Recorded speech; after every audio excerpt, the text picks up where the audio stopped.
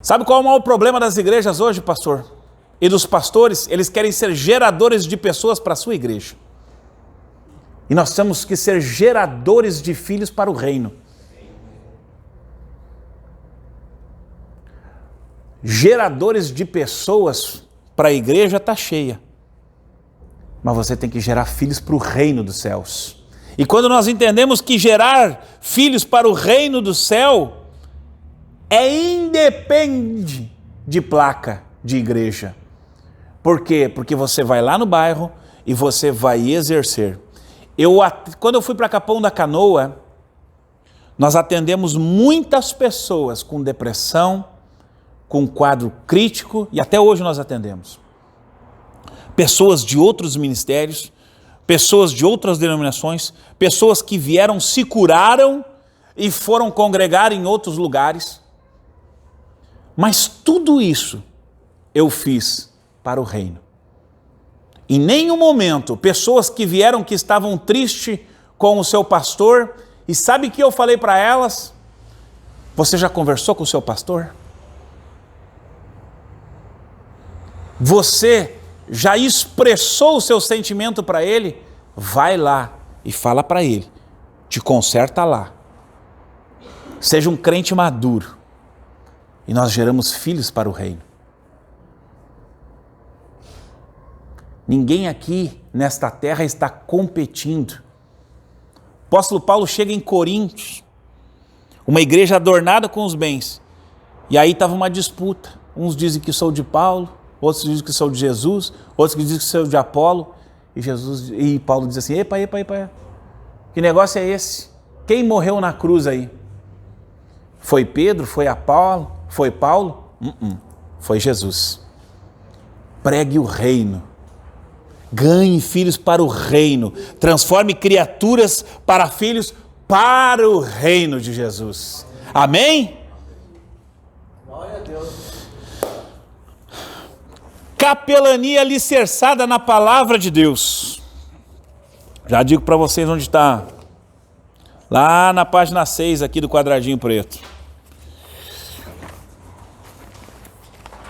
Hebreus diz: porque a palavra de Deus é viva e eficaz e mais penetrante que a espada alguma de dois gumes, que penetra até a divisão da alma e do espírito, das juntas e medulas, e é apta para discernir o pensamento e as intenções do coração. Lucas 4, olha só, irmãos. Isso é muito forte, isso aqui. Essa parte da apostila do pastor Manuel é muito forte do curso. O mundo vive período pandêmico. O mundo clama, o mundo geme.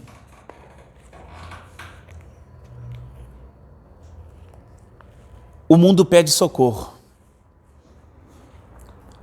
Lucas capítulo de número 4, versículo de número 18 diz: o Senhor, o Espírito é sobre mim, pois me ungiu para evangelizar os pobres. E aqui, irmãos, quando diz pobres no grego, não é pobres de falta de alimento ou de status sociais, é pobreza espiritual, é falta de Deus, é ausência de Deus. E enviou-me para curar os aquebrantados de coração, a pregar liberdade aos cativos e restaurar da vista dos cegos, e pôr em liberdade os oprimidos. O mundo clama por socorro. Neste período de pandemia, o que mais nós vimos são pessoas que estão vivendo numa profunda depressão, pastor Manuel.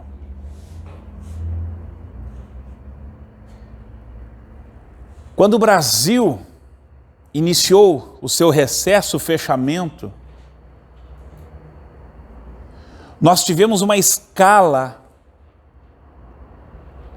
psicológica, começando pelos mais idosos até os mais novos.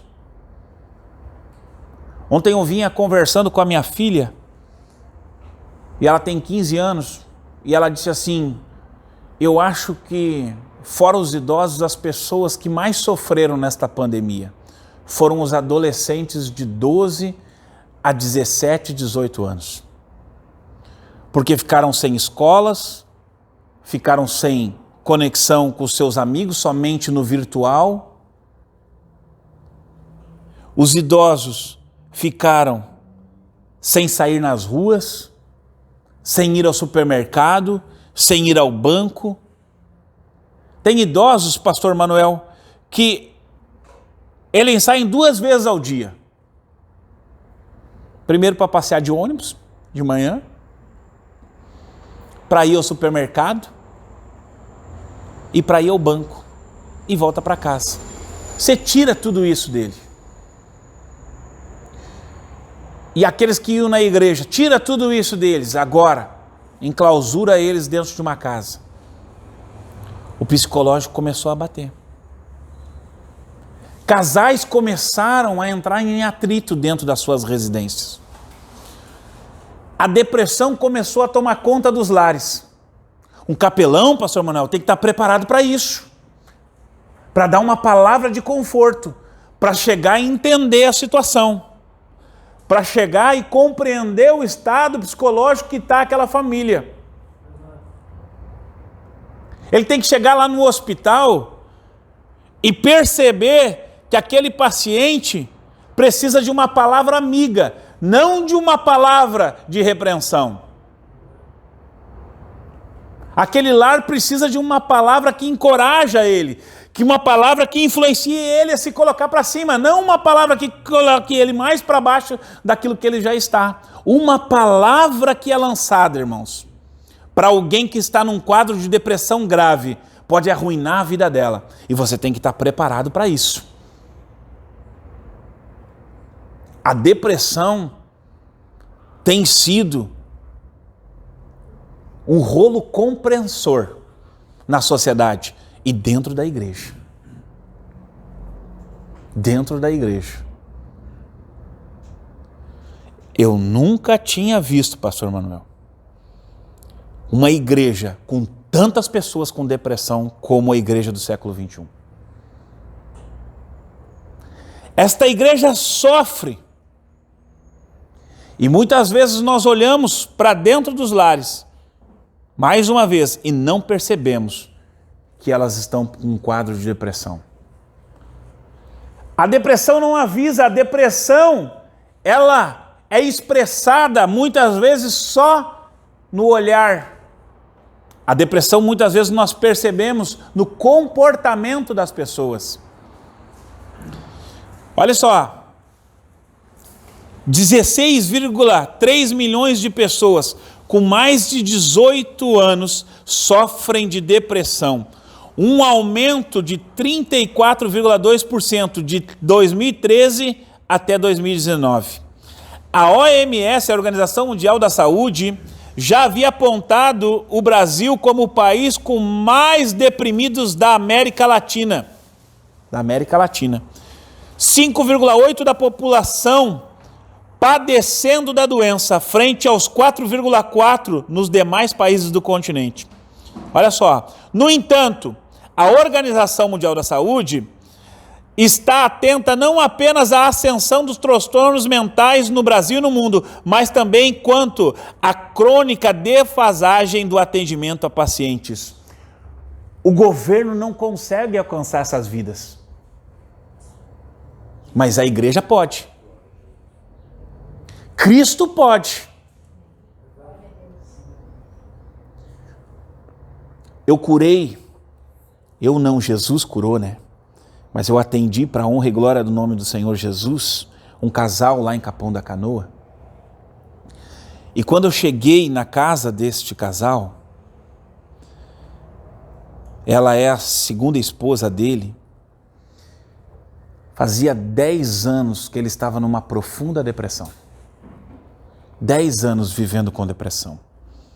Atirado em cima de uma cama, obreiro da casa do Senhor, músico. E uma das cadeiras que nós fazemos no seminário, da faculdade é psicologia pastoral, né, pastor? Então, a gente começa a exercer a psicologia pastoral dentro dos lares. Porque tem gente, irmãos, entenda uma coisa, você precisa entender as pessoas. Tem pessoas que já acham que tudo é demônio, já sai orando, expulsando, e às vezes não é, irmãos. Quando nós estudamos psicologia, nós entendemos que a ciência e a fé caminham juntas. E há quadros, há feridas que ficam abertas, há palavras que foram lançadas que ficam abertas. Você tem que orar pelo espiritual, mas você também tem que curar o emocional. E eu fui entendendo o quadro da situação daquele homem. E ele morava em Caxias com a sua família e servia na igreja Deus é Amor. Cuidava de uma igreja. E ele foi nadar, pastor, com o seu filho no rio, em Caxias. 14 anos o menino. Ele e o menino morreu afogado. E ele não conseguiu salvar o menino. E a esposa, então, acusou ele de ter matado o menino. E se separou dele. E nunca mais quis saber dele. E ele vivia com aquilo há 10 anos. E nós fomos ministrando e curando. Ministrando e curando. Entendendo. Um capelão tem que entender as pessoas. Tem que entender a situação. Antes de sair dando uma rajada de línguas estranhas, entenda a pessoa. Entre no lar, compreenda a situação para entender o quadro da profundidade da depressão daquela pessoa e lançá-la palavras que vão desfazendo aquilo que foi feito, para cicatrizar as feridas. As feridas vão estar ali? Vão, mas elas têm que estar cicatrizadas e não mal curadas. Quando elas estão cicatrizadas, nós entendemos que elas estão ali. Mas quando elas estão mal curadas, as pessoas estão sempre enfermas. E você, como capelão, pastor Manuel, tem o dever de entender e influenciar para que estas pessoas voltem a ter gozo, voltem a ter vida. Depois de 1 mês, nós conseguimos, então, fazer com que ele entendesse que ele não era culpado da morte do seu filho. Depois de 3 meses, está ali a minha esposa. Quando ele entrou na igreja, irmãos, a pele dele reluzia, pastor. Era outro homem, era transformado. Jesus resgatou aquela alma. Depois de 6 meses na igreja, no final do culto, ele pega o violão e começa a tocar. Fazia 12 anos que ele não tocava, desde a morte do seu filho. Nós precisamos compreender que tem vidas para nós resgatar. Amém? Pesquisa realizada em 130 países entre junho e agosto deste ano, irmãos, tá? Mostrou que a pandemia atingiu ou interrompeu o atendimento de saúde mental em até 93% dos países. 67% confirmou o impacto no atendimento psicoterapêutico e mais de 60% reportou interrupção nos serviços de atendimento à saúde mental à população mais vulnerável, incluindo crianças e adolescentes, 72% dos adolescentes e 70% dos idosos. Nós estamos atendendo uma menina, pastor Manuel, que ela perdeu a sua mãe, ela mora com a sua avó, e seu pai tem problemas mentais e saiu pelo mundo afora se drogar e deixou ela. Ela tem 13 anos e ela passa dentro de um quarto escuro. E a avó dela me manda uma foto, pastor, por favor, de outra igreja. Irmãos, O que você faz para o reino. Você não faz para a sua igreja. Você não gera pessoas para a sua igreja. Você gera vidas, filhos para o reino. Ela tinha se cortado todinha. Da cabeça aos pés. E aí nós temos que entrar e compreender todo esse quadro. Você como capelão tem que estar preparado para lá na tua comunidade, lá na igreja, aonde você exerce a função, atender como capelão, irmãos. Não é simplesmente para vir aqui e pegar uma credencial, mas é para você exercer e entender que esses dados não é brincadeira. A pandemia, ela veio para mudar a sociedade. Amém? Quantos aí vão exercer a capelania? Quantos aqui vão sair confrontados? Saia confrontado, irmãos. Todos os cursos que eu fiz, todas as palestras que eu fiz, eu sempre procurei me confrontar. A primeira coisa que eu fazia era ver o que eu estou fazendo. O que eu estou fazendo para ser melhor o hoje. Não é o amanhã, é o hoje. Todos os dias eu levanto e me pergunto o que eu vou fazer hoje para ser melhor que ontem. O que eu estou fazendo para ajudar o meu pastor? O que eu estou fazendo para ajudar a minha igreja? O que eu estou fazendo para ajudar a minha cidade? O que eu estou fazendo para ajudar a minha comunidade? O que eu tenho contribuído? Ou eu só quero ir para cima de um altar para que as pessoas me vejam ministrar, para que as pessoas me vejam louvar? 90% das pessoas que impactam a sociedade na igreja estão nos bastidores, pastor, fazendo alguma coisa, orando. Sabe aquela irmãzinha lá que ninguém dá nada? E está orando por alguém. Está lá na casa de alguém orando, visitando. A visita pastoral, tem um artigo na CPAD News, e o artigo diz que a visita pastoral está extinta, pastor. Os pastores não querem fazer mais visita em casa.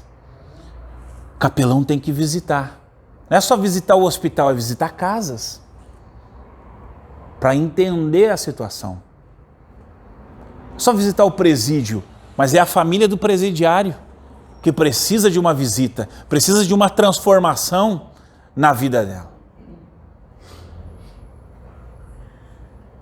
Sabe por quê? Porque muitas vezes nós transformamos o presidiário, mas lá na casa dele, quando ele sai do sistema prisional para a sua casa, ele encontra uma casa devastada. Muitas vezes ele sai do tráfico de dentro da casa dele e vai para a cadeia. E nós focamos no prisioneiro, mas não focamos na família lá. Tem coisas que tem que ser tratadas na raiz. Tem coisas que nós temos que acompanhar e tirar lá do início. E aí nós vamos entendendo esse processo. E nós vamos arrancando as pessoas das trevas e trazendo para a luz.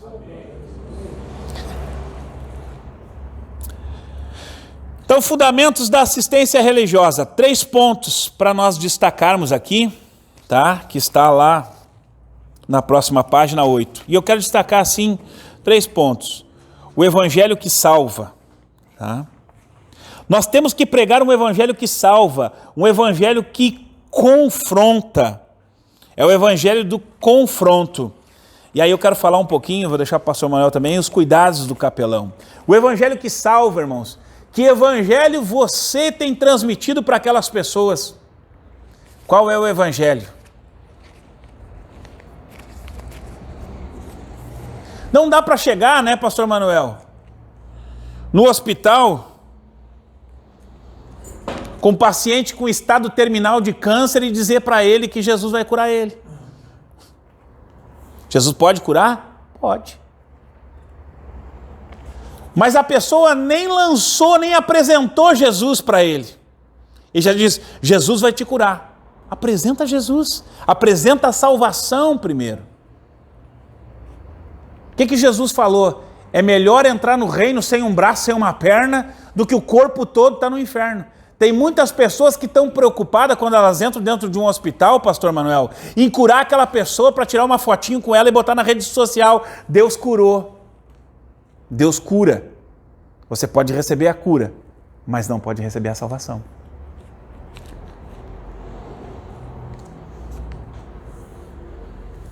Quando nós vamos analisar os milagres de Jesus na Bíblia, você vai ver que Jesus curou cego, curou paralítico, ressuscitou morto.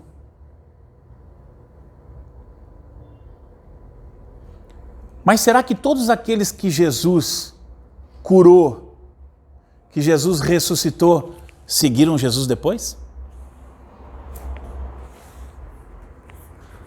Lembra dos leprosos? Então, quando nós formos anunciar, nós temos que anunciar a salvação. A salvação em Cristo. Chegar para um paciente, imagina a família deles estando ali. Qual é melhor, irmãos?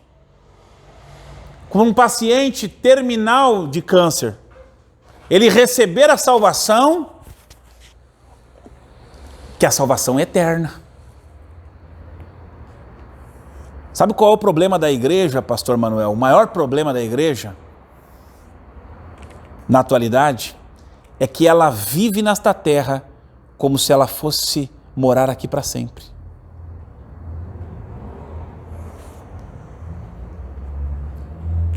A igreja, ela diz que o céu, quantos de vocês já ouviram isso? Que o céu é o nosso destino. Quem já ouviu isso? O céu é o nosso destino. É para lá que nós vamos. A igreja diz que o céu é o nosso destino. Mas o reino diz que o céu é a nossa origem. Você não vai para um destino. Destino é quando eu saio de um lugar e eu vou para outro, como o pastor Manuel veio de Balneário Camboriú para Sapucaia do Sul. Ele se destinou. Agora, origem é quando você volta para o lugar que você foi criado. E você foi criado no céu e formado na terra. Amém? Você vai voltar para o lugar que você foi criado. Apregoe esse evangelho da salvação. Apregoe este evangelho. E para mim, 3 pontos importantes aqui que eu tirei dessa apostila que o pastor Manuel, todos são importantes. Cuidado do capelão.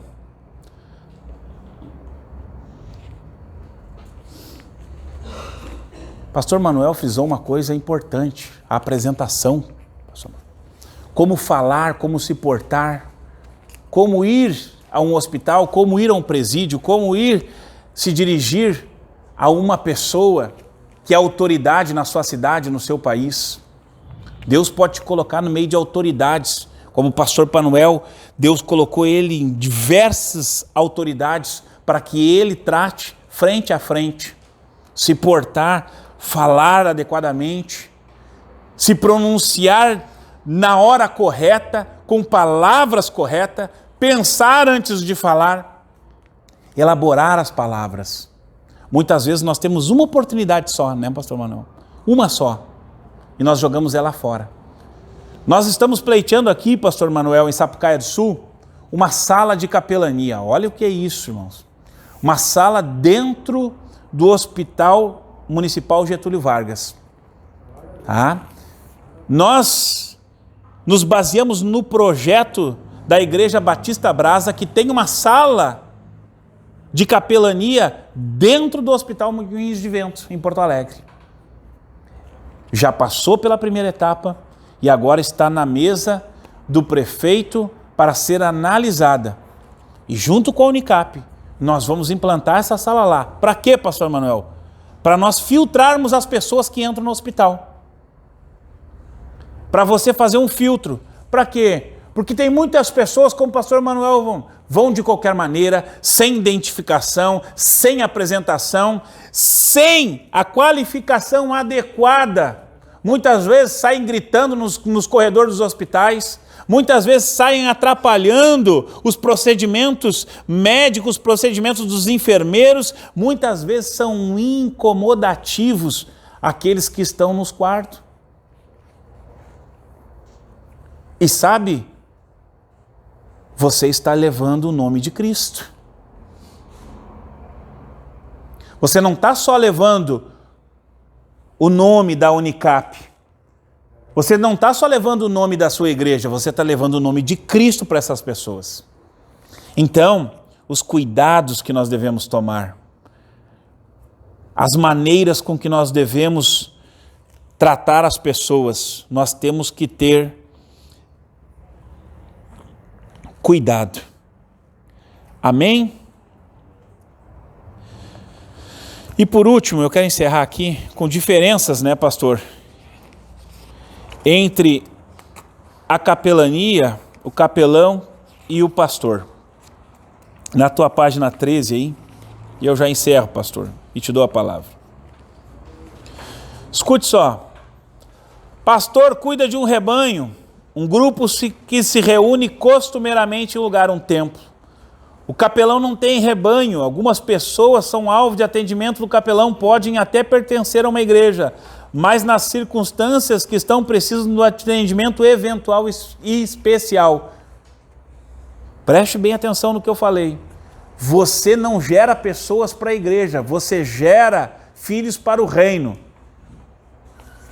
Você não tem que exercer a capelania pensando em gerar pessoas para a tua igreja, mas gerar pessoas, filhos para o reino.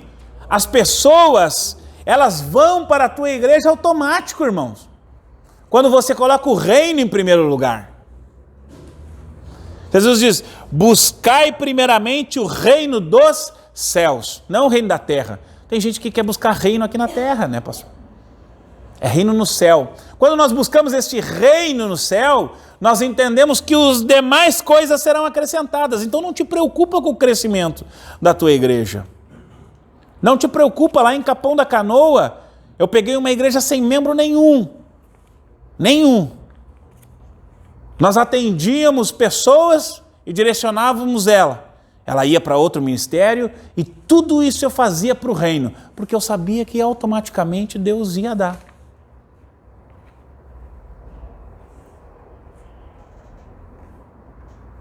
Guilherme esteve lá, tive que botar os obreiros tudo para a rua porque não tinha lugar na igreja. O Mano esteve lá, não tinha ninguém na igreja. Agora ele vai lá, tem que botar para a rua de novo. Mas nunca me importei. Sabe por quê? Porque quando a gente faz para o reino, busca ele primeiro, as demais coisas são acrescentadas. Quando você busca encher o templo da tua igreja, você está buscando o reino dos homens. Começa a buscar o reino dos céus. E aí você vai ver que vai vir uma avalanche de bênçãos para a tua vida. Começa a exercer a capelania com amor. Saia confrontado daqui. Mas saia confrontado mesmo, irmão. Saia inconformado com a situação deste mundo. Inconformado com a situação da sociedade. Inconformado com a situação lá da tua comunidade. Saia confrontado. Porque quando nos confronta, esse evangelho que nos confronta, ele começa a nos impulsionar a fazer alguma coisa. O pastor tem como objetivo fazer o rebanho crescer naquele contexto, dentro dos princípios doutrinários. O capelão lida com pessoas individualmente, cada um com problemas próprios, principalmente na área espiritual. Você vai se defrontar com inúmeras pessoas de diversas denominações, de diversas religiões. Aí você entra dentro da casa de uma pessoa que é católica, apostólica, romana, e está cheio dos santos lá, e ela está com problema espiritual. A primeira coisa que você está com problema por causa da estátua. Larga disso, irmão.